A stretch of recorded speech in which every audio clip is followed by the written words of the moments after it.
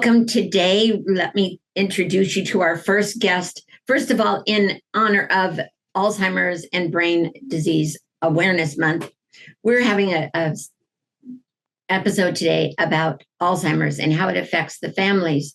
My first guest certainly needs no introduction in the world of real estate, mortgage, and social media. He's an influencer extraordinaire, leader, speaker, and creator.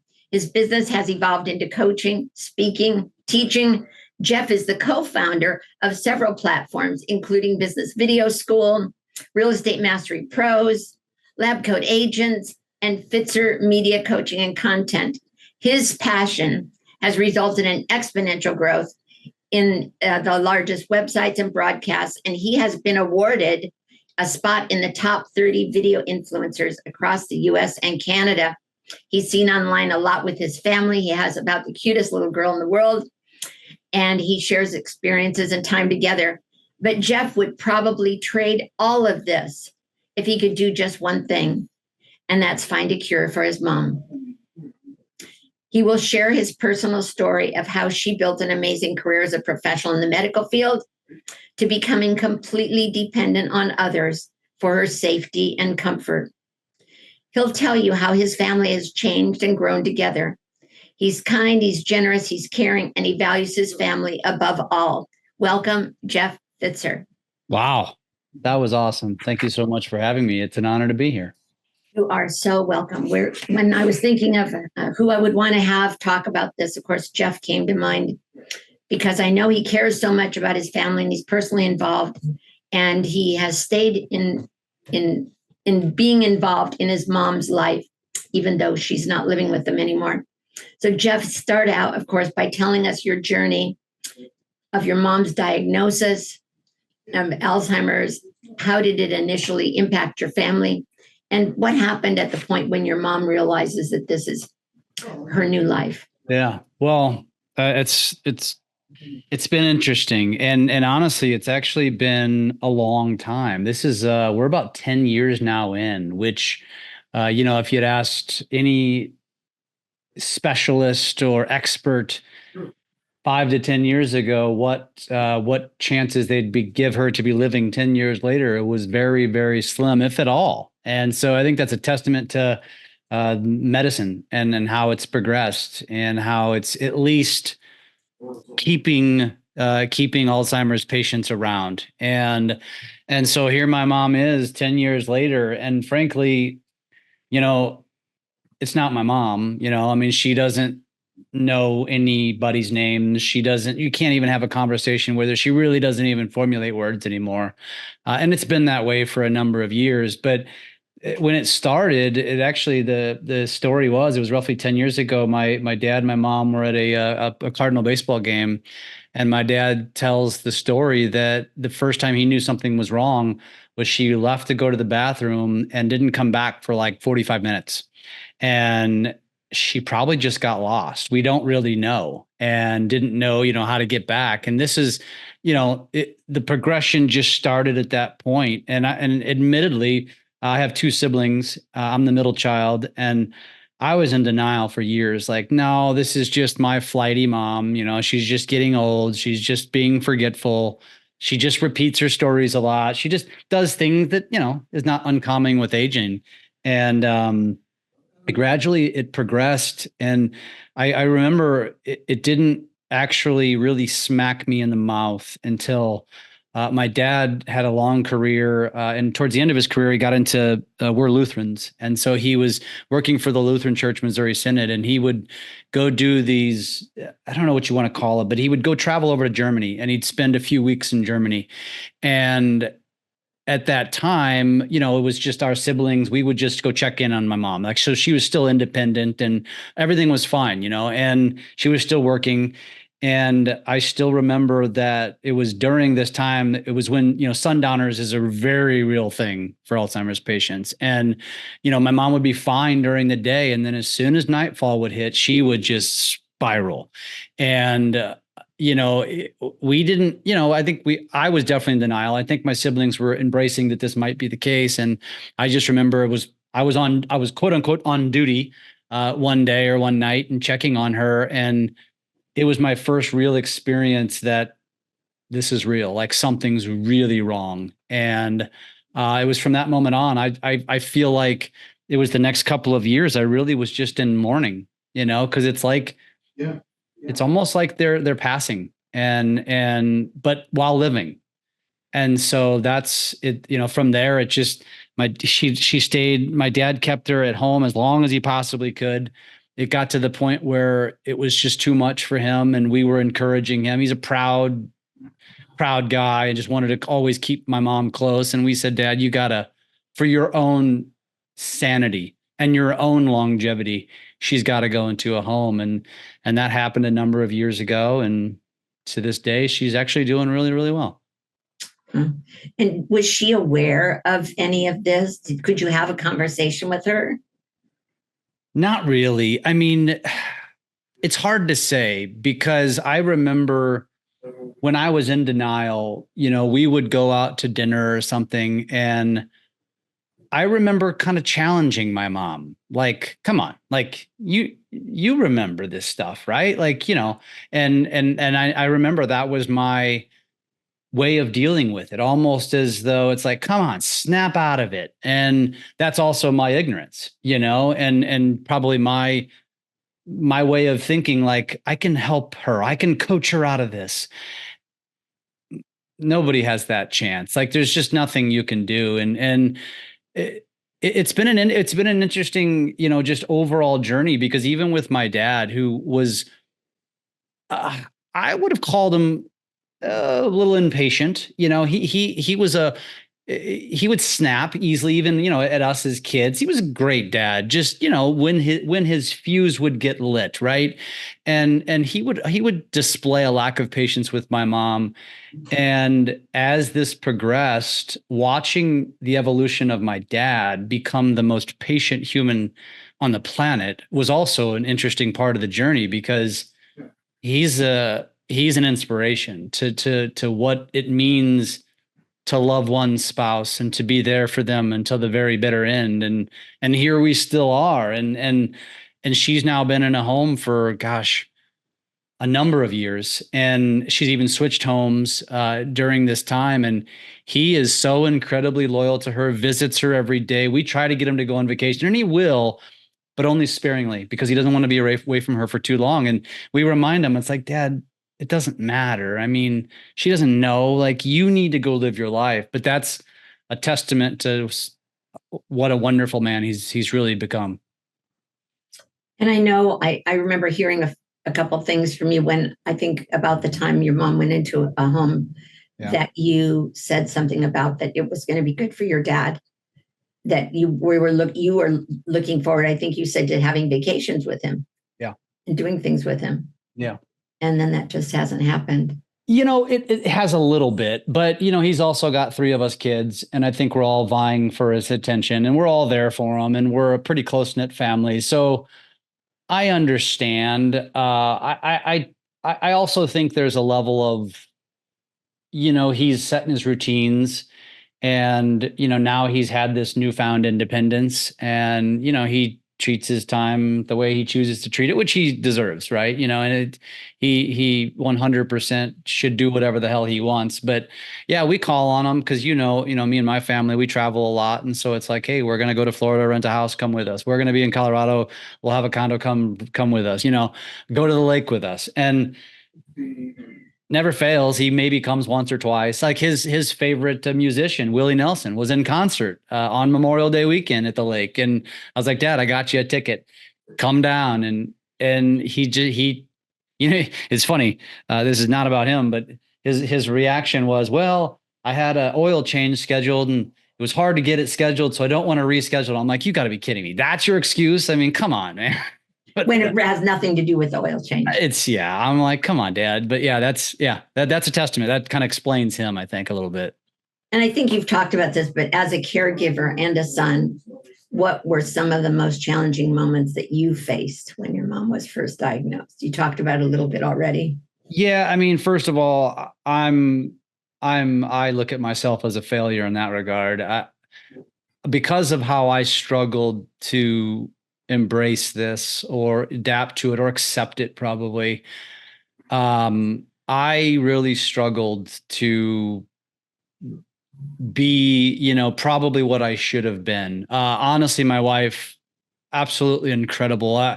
Countless times where, and my wife's a very strong woman, like strong. She's very strong. I'm physically strong. And there was a couple times when my mom like would fall in the shower and my dad couldn't get her up.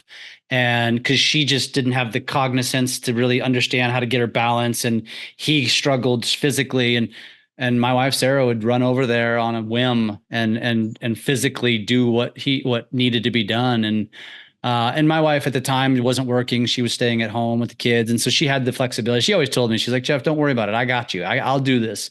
And so she was awesome. I did my quote unquote duty, and that was probably when I got, like I said, got slapped in the face with it, that it made me realize this is long gone. And so it was from kind of that point forward that I always made a really strong point to make sure we spend time with them. And for a number of years, they stayed living together. She stayed living with my dad, and we still bring my mom around on holidays and stuff, which is really great to see. And she still lights up and still smiles, but she doesn't know anybody or anything. I think it's just reactionary at this point. And she kind of mirrors you. So when we're with her, I always smile at her and giggle with her, and she kind of just does what you do. But it's still great to see, you bring out anything that you possibly can. It's hard to describe to people. Like I said, and I don't even know how it's going to be, Val, when she passes, because I feel like I've already mourned her passing. And now she's just here in body. She's not here mentally. And although I feel very fortunate that we have the opportunity to continue to be with her, it's not my mom, and it sucks because, Winter, like you mentioned, I have some grown kids, which luckily they're fortunate to have gotten to know my mom really well, which is great. But unfortunately for Winter, who's our 5-year-old, she didn't get to know my mom. And so that sucks. But there's some things you just can't control. No, but Winter goes to see her often. I see little videos or pictures. Yeah. And she is Winter's reality, right? What she is all Winter knows, right? Yeah. And so Winter will always remember going there and seeing her, and whatever she sees or finds there, that still is going to be, Winter will have some of those memories. If I recall correctly, I think I heard or read that your mom had been a dentist. Is that true? Yeah, dental hygienist. Yeah. So how did her transition from a professional career to requiring full-time care affect her? Did she quit work first, or was that a part of her transition? She did. Yeah, she did retire right around the time this started to happen. So I think it was just kind of lucky timing. It never impacted her career because she was really great at what she did. And she actually worked for 2 dentist offices because she couldn't choose one, and neither one of them would let her go. They loved her so much that she just worked for both of them part-time, basically. And, I will say that that was definitely a big part of her life. My mom was a stay-at-home mom until my brother went to school. And my brother's, my youngest or the youngest. And so she went back to dental hygiene school after he went to school, and then went and started a career after spending probably 15 years being a stay-at-home mom. And so that was neat. She finished number 1 in her class when she did it. I remember all of that. That was really cool to see. And then, of course, teeth care, mouth care has always been very important in our lives. And that's obviously been a thing that my mom has passed down, which is also one of the hardest things to now witness because, your hygiene and just taking care of herself is completely gone, and it's been gone for years. So now, I even say it to her when I'm together. I'm like, oh God, Mom, if you could see what your teeth look like today, you would be appalled, and she doesn't know what I'm saying, but I just have this conversation with her because what can you do, and it's sad, but it's our reality. So when you realized you needed to find a place for her, and I'm hearing you say now your family's very close, I would assume that you made these decisions together. Yeah. And you probably were more in charge, I would guess, than your dad was. That may have been harder for him than it was for you. You maybe took charge. So when you started looking for a place, what did you search for, and how did you eventually choose the place where she is? Well, so obviously my dad was the driver. We were the driver behind getting him to get to this place and then start considering places. And when he started to search, he was leaning Lutheran, like he wanted to stay that way. He ultimately ended up choosing a home where my mom's mom was. She never had Alzheimer's. Just she was on the non-memory care side. There's most facilities have a memory care side and a non-memory care side, I guess you'd say, or just a normal retirement home.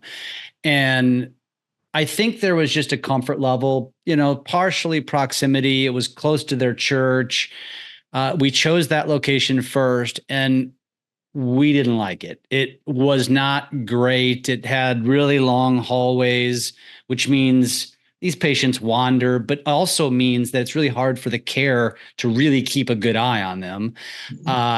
It always just had a bad smell, which is never a good feeling. And so luckily, I think she was there for about a year. And I will tell you, we were, at least I was the family member that would call before I came to the staff and say, "Hey, I'm on my way to visit my mom. I'm going to swing by Panera. I'm going to pick up shakes for the whole staff. I'm going to stop and pick up cookies." And like, I wanted to take care of them, so they took care of my mom. Maybe it's not necessary, but it just felt like the right thing to do. And luckily, my dad, we all agreed that was not the right choice. So my dad, let me digress for a second.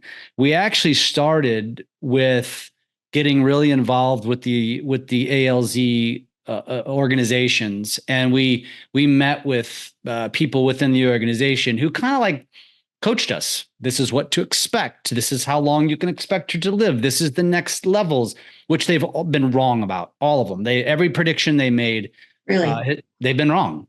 She's outlived their predictions, because they used to say, I don't know what they say today, but they used to say the younger that you were when you acquired the disease, typically the quicker you went. Really? And yeah, I don't know why that is. But if you hear about people that have, because it's Alzheimer's when you're younger, it's dementia when you're older. Dementia is almost just like old age loss of memory, right? Whereas Alzheimer's is literally something medical. They say it's some calcium buildup in the brain, those kind of things. They're starting to make, I think they're starting to have advancement in this world. But they said, just based on, they would tell us that we don't have a lot of history here. We don't know. And so what we know is that most patients or most humans that get it at a younger age tend to pass within a couple of years. And all of the data and anybody we knew had gone through that. And so it usually was a couple, 2-3 years. They would go on to hospice. Usually they just forget how to eat, so they'd get sick, or they literally forget how to breathe, which is a horrible way to think about someone passing. But here my mom is, and we had a couple of moments where we thought, uh-oh, she's not feeding herself. This is the end. And then she'd always bounce back. And now here she is today, still doing really well. So we ended up moving her from that facility to another facility, really so close to where my dad lives. He walks there. He'll exercise and go walk and see her, which is phenomenal. And it's a much smaller building, and so there's very few places they can go. It's much more homey feeling. There's a dining area. Then on the other side of the wall, it's a living area with couches, and they always have like old time shows on, and they have an area where we can go, and they have a big cabinet with games. So as soon as we get there, Winter beelines to the games, because it means she gets to play games, and it's been wonderful. It's been a blessing, and we all feel so much better about where she is now. So tell me, how do you balance it with your life? Because you just go there whenever she's close enough to you that you can just go there whenever you're in town. Yeah. I'll tell you, in the beginning, I tried to make a point of going there every week. It's definitely subsided. I travel a lot, and so it's a lot harder now. I usually go see her once or twice a month, and again, my dad's there probably every day, and sometimes it's more, sometimes it's less, but I definitely try to get by there as much as I can, and usually visit for, honestly, 15, 20, 30 minutes. There's only so much you can do. Sometimes she's nodding off because they probably spend most of their time sleeping. She's usually pretty good with us. And when we go there, we get her up, we walk around, we'll take her outside for a walk, and they know us. So we don't need any special passes or anything. We know the codes, so we can just walk right in, and they don't even require us to check in anymore, which is great because the previous facility was, and I guess it needs to be on lock and key to a degree, but it's like, hey, we know that who you are. Just come on in. You don't need us, and it's great. We love that about it. And so we can just go in and go out as we wish, and which is nice, but you have to have a code to get in. And, I think they only give that to close family probably, but sadly, my dad has shared with us, because he's so involved, the staff, he's gotten to know the staff really well. And the staff tells him that most of the patients, or the members, whatever you want to call them, don't get much visitation from family. And so I think we are one of the families that probably visits the most. And so it's interesting to hear that kind of feedback. Yeah, it's sad, but it's good for you that that's one thing you'll never have. Makes us.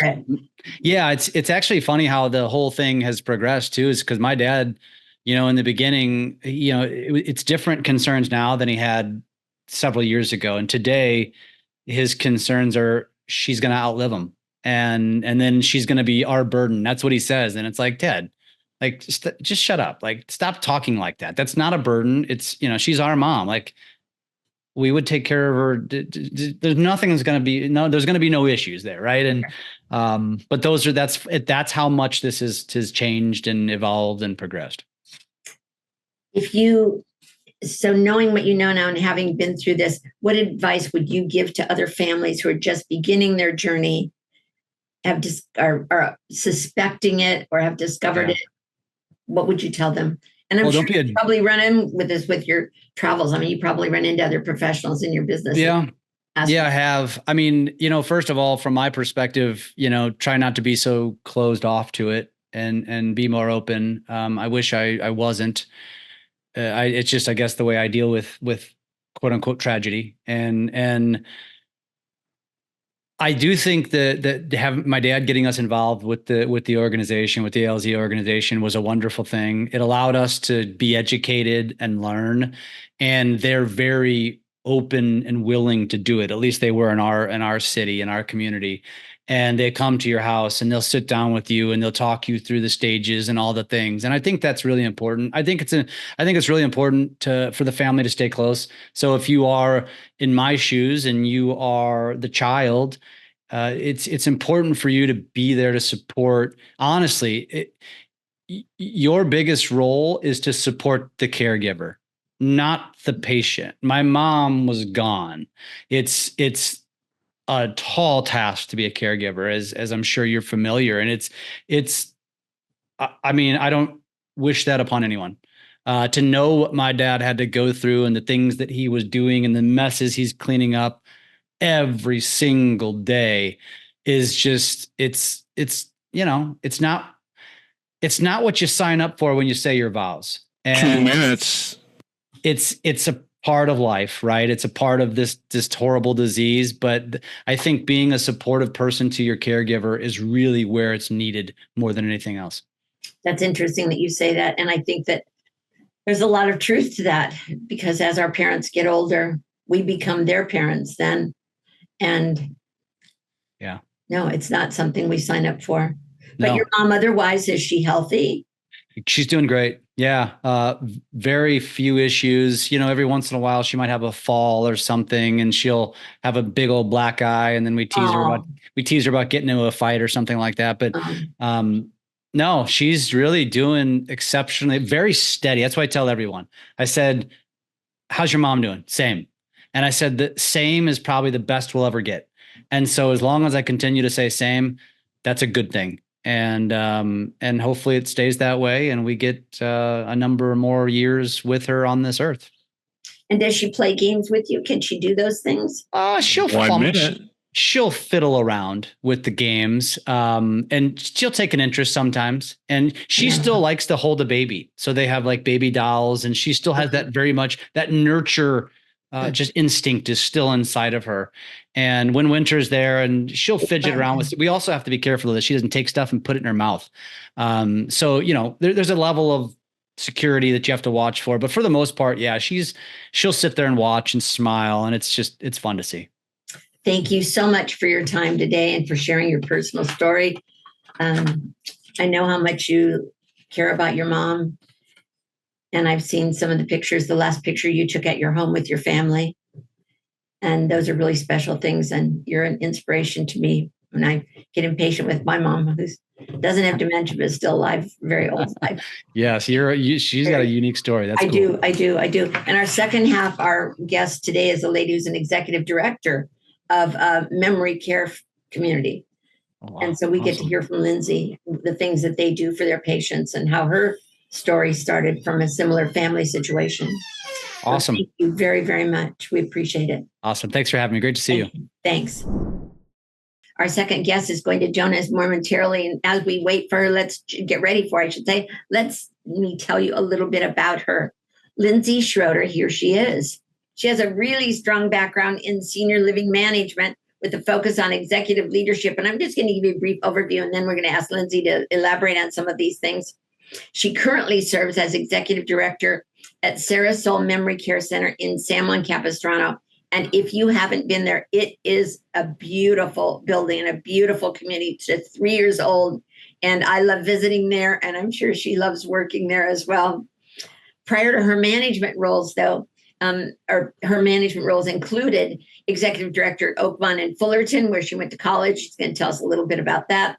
She also worked at Goodman Group Communities as an executive director at Alamitos West Health and Rehabilitation for 8 years. Her other position, she was at West Hills Village Senior Residence and Catella Living Community, but she began her career in senior living as a program service director at 5-Star Quality Care. Lindsay pursued a Master's of Science degree in kinesiology, and I'm going to see if I get the second word correct. Gerokinesiology, is that correct? That's correct. Very good. Thank you. At Cal State University Fullerton. Lindsay is our guest today in much more than her professional role, although that's one that our listeners are definitely going to want to hear about.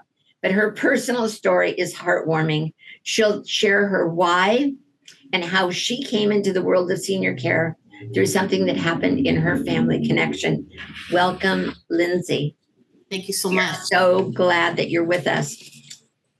So tell us a little bit about your background. I just briefly went over it, but all the way back to your college years and your childhood years. And so we'd love to hear that from you. Oh, those are all good years. Oh, so good. Well, hopefully the current ones are too. Yes. Born and raised in Fullerton, California. I love Fullerton. It's always been very special to my heart. I had 3 sets of grandparents, or 2 sets of my grandmother and then my mom's mom and dad, that were just fantastic grandparents to my brother and I. My mom's parents ran and operated preschool. So my mom ran a preschool for 40 years. Oh my goodness. So I was with them almost every day of my childhood. And it was really my dad's mom who started me in on kinesiology. She had an open heart surgery when I was 15 years old. And they took veins from her leg and put them in her heart. And she had to learn how to walk again. And she would call us, and she was so excited about, I learned how to walk up the stairs again, and this is how you're really supposed to be walking.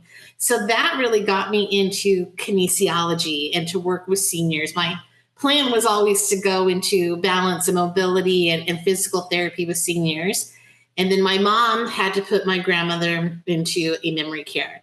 And like I shared with you, it was heartbreaking to see this decision that needed to be made. Were we making the right decision for her? Was it the best community? And then to be at a community that just showered us with love and support, and my grandmother just thrived. In that last year of her life, she was the Valentine's Day queen. She She had a boyfriend. It was just so Oh. wonderful to see her. We would come in and she'd be painting the birdhouse and doing different crafts.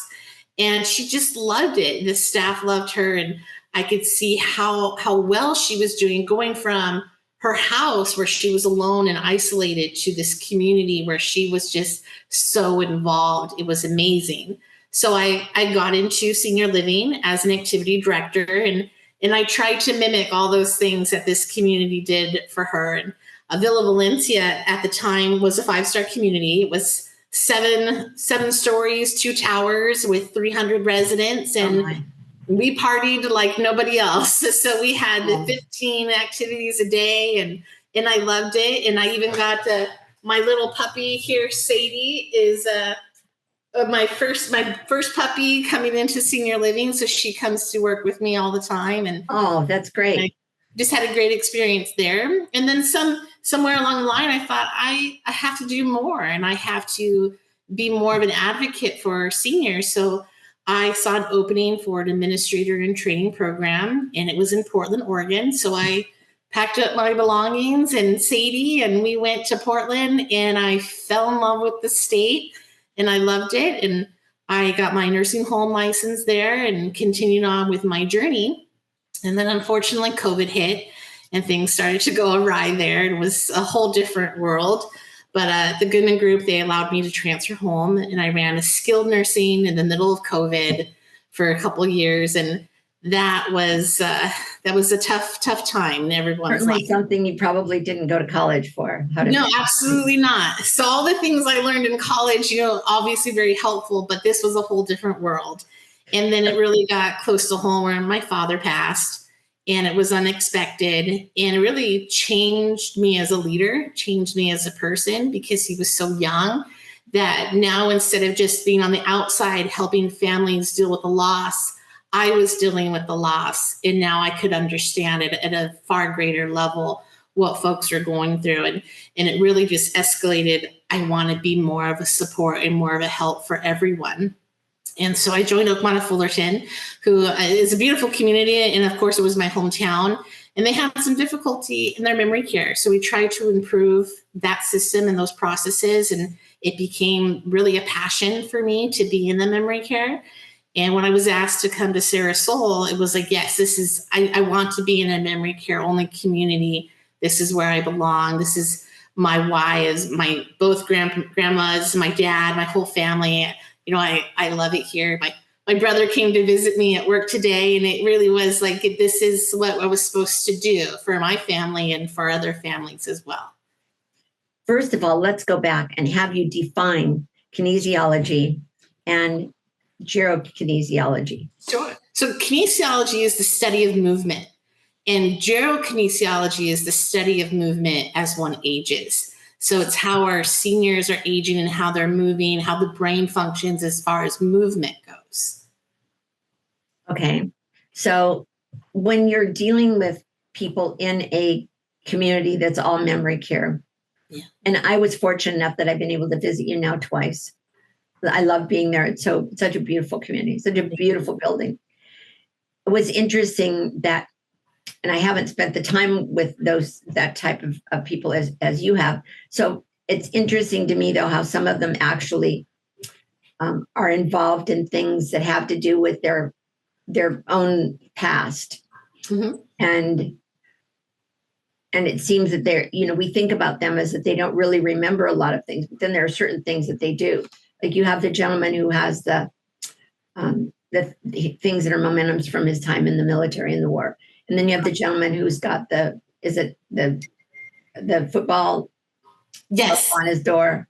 Yes, the 49ers. Right. And so there's something about that apparently targets something in their mind that brings them back to another time. Is that true? Yes, absolutely. So we feel our residents really remember past events better than, of course, the current events. So when we can tie into the day-to-day activities of their work, it's the engineers that need a math problem to do. It's the teachers that need to have a project to work on. And for one of the residents, it's watching sports. And okay, there's a game on tonight. Let's talk about the players. And they may not be players from today's generation, but we can look at past players and talk about Jerry Rice, and he'll go on and on for hours about it. And he's a huge fan. But it's finding what their niche is. And if it's a task, like we have one resident, she thinks she works here, which is great. And we have to tell her, hey, I need you to help me with this project today. And so when she's having a behavior, we can redirect her by having her help us with something. And it's really just finding those tricks of how can we get into their world today? It's not our world, it's their world today. That's interesting. Now go back and tell us about your time with your father. He was, was he sick for as long as your grandmother was? No, he wasn't. And it was very unexpected. I had come home thinking I had, 10, 15 great years with my parents. And he had a heart attack in his sleep and he passed.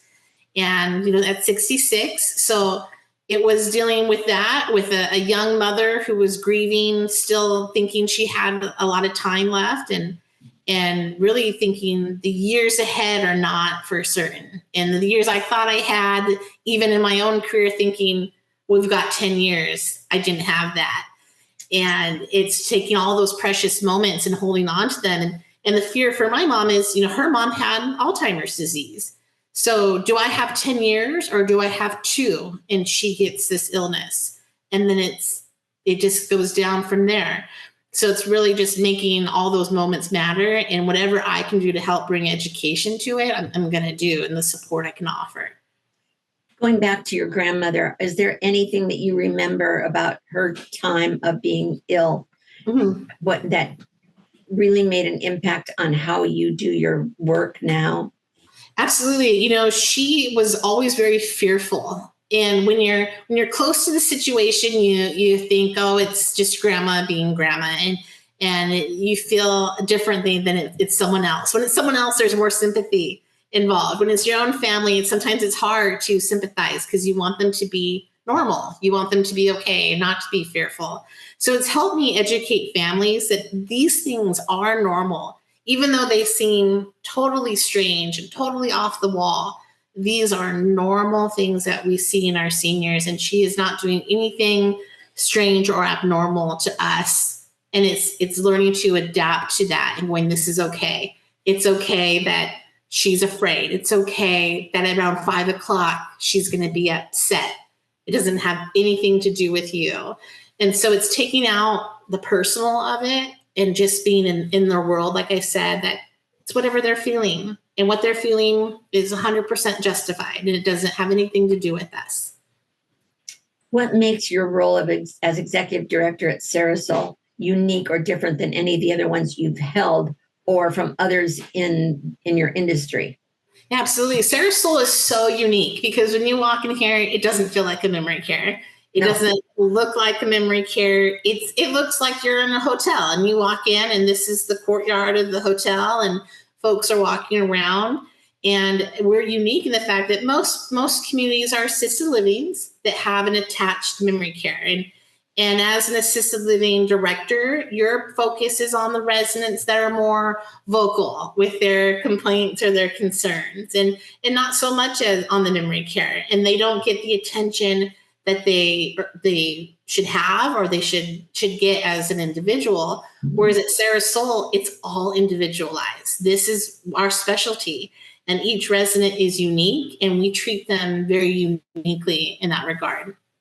One of the things that fascinates me, and I haven't spent as much time as with other what you referred to as standalone memory care community. Right. So I found it interesting that you have ping pong. Yeah. Okay. And that you have activities that they can do. And that Coulter explained to me that for some of them, that kind of triggers something in their mind. Yeah. So tell us about that. Everybody wants to have fun. No matter what age you are, you want to have fun. So a lot of the times we're playing games that may seem more childlike in nature that they so enjoy, things that they've played with their grandchildren. And it really just changes the environment. We race cars down the hallway, and we throw darts, and we play a game called Flickin' Chicken where they throw a rubber chicken in a pot, and they just have fun with it. That's when you're having fun, regardless of how old you are, you're enjoying yourself. And I think it also just lets them be themselves. To be silly is so comforting, to just laugh. You can't really take away the magic of laughter. No. It heals everything to laugh and see others have fun. So we try to think outside the box with games. And my niece and nephew played a game with me called Spot It. And it's just a little matching game. It gets very intense. I thought, let's try it with the residents and see if they like it. Well, they love it. I had to buy 3 more boxes of it because they just love it so much. So it's really it's thinking outside the box, we're not really playing bingo all day long. We're not watching TV all day long. We're doing outside the box things that make them feel alive again. Because when you walk in there, you certainly don't go in there and say, oh, look at all these sick people. Right. Exactly. Yeah. And you really don't, not even go in there and think, oh, look at all these old people, because they just don't act like they're just sitting around in a rocking chair with their robe on. Exactly. And that's my recollection of what used to be nursing homes. Yes. Right. That's what we would see. Maybe they didn't even get dressed that day or whatever. Well, in your community, it's much different than that. Another thing that I thought was interesting is their relationship to music and color and craft activities. Yes. Yes, singing is such a beautiful, just like laughter, singing can bring back memories for folks that have lost all their memories. You see videos of ballerinas who hear a song by Mozart and they can do the movements and you can see them dancing. It triggers the brain in such a way that's so unique that it's a stimulus that is unparalleled to other things. So it could really trigger someone to hear Frank Sinatra. That'll be a trigger for me to hear Frank Sinatra, and it triggers memories of your childhood where I can hear him and I feel myself in the swimming pool and I have to squeeze it. My grandpa's there. That's a trigger that will last you a lifetime. So the residents are also triggered by music. The other day we had Roy Sutherland, who's a fantastic artist that comes in and does a whole hour of music, and they get up and they dance, and they're dancing with the staff and they're hollering with each other. It's amazing. It's so much fun. So what should families consider when they feel that they're already at a point or they might be at a point? How should they go and search for a place to put their parents? I think a lot of the barrier is that people feel guilty, that there's still very much a taboo of you don't put your parent in a memory care or in a home is what people call it. And I feel like that we've gone away from that. When you walk in, and not just my community, but other communities, they're gorgeous now. They're so beautiful and they look so resort-like. It's not the traditional nursing home. And so that guilt and that fear really becomes a barrier because then you wait too long. And then there's always a triggering moment. Someone had a fall and we've broken a hip. Well, now we've waited too long and their quality of life is significantly declined. Whereas if they come to us sooner, then we can really help them lead the last couple of years with dignity, and they can be free of pain and they can have some enjoyment. So it's educating yourself that it's okay. If it wasn't popular, we wouldn't be around. If it wasn't a need, we wouldn't be here. So let us help you by helping take care of the need. And I feel like some folks, they wait too long. We wait too long, and mom or dad are at home alone, and there's so much loneliness in that, especially in COVID, that time where the isolation just did terrible things to our seniors. So bringing them to a community so that we can take care of them when we're here all day long, 24/7, that love is unparalleled. Can you share any stories of anyone, particularly any of your, do you call them patients? We call them residents. Residents, okay. Yeah. Of your residents, anything that's a story that's really outstanding that your community at Sarah Soul has really impacted them or impacted a family? Well, there's so many, but I think one here we have Harriet. Harriet was a teacher, and she had started to decline with her husband and her brother, and things were not going well at home. They were just fighting. There was some difficulty in behaviors at night, and they made the very difficult decision to bring her here. And I walked these two wonderful gentlemen, month after month through what it's going to look like, how it's going to feel, and helping them. And then when Harriet finally came to us, she thrived. So instead of having these moments of anger with her husband and her brother, she gets to enjoy wonderful meals and have dinner with them and listen to the music. And so they'll hold hands and they'll dance. And now he gets to enjoy his wife as he should, instead of being her caretaker as he was at home, because that's a whole different role. So now he's her husband again, and she loves him, and he doesn't have to worry about those difficult situations because we're going to be there to manage it.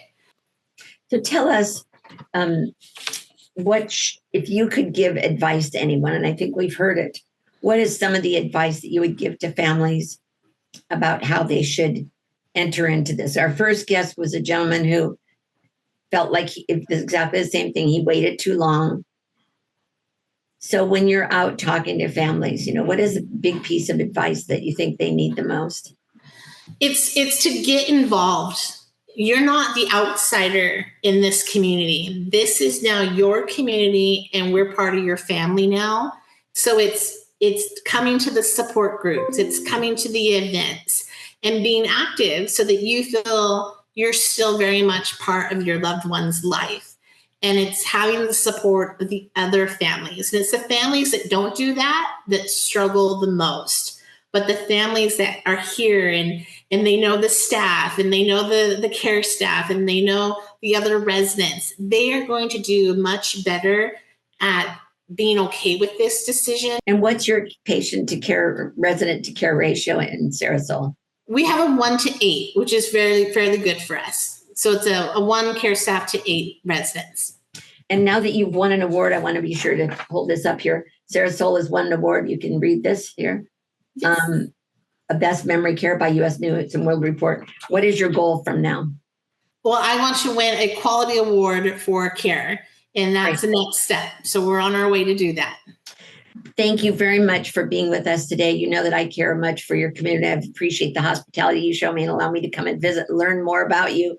And we certainly hope that we can contribute back to you and that we can come and help your patients and participate in some of those cookie and baking events that you have.